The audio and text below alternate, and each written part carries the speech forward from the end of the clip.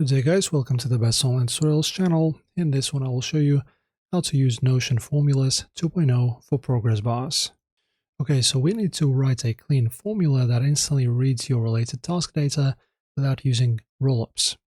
So open up your master project database and verify you have an active relation column linking straight to a task database that features a complete checkbox. Okay, so just add a new property.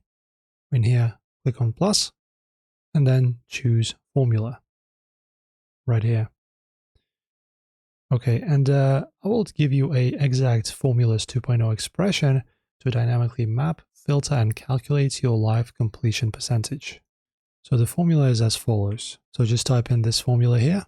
Now guys, after doing this, we can just transform that raw decimal number into a clean, high visibility layout asset.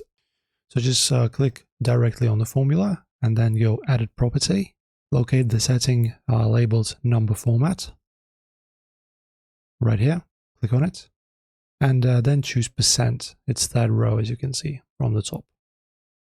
There you go, and this way we are using a percent.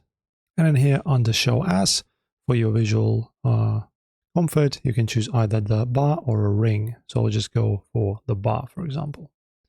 There you go, choose the color for your bar, and of course make sure to choose the show number.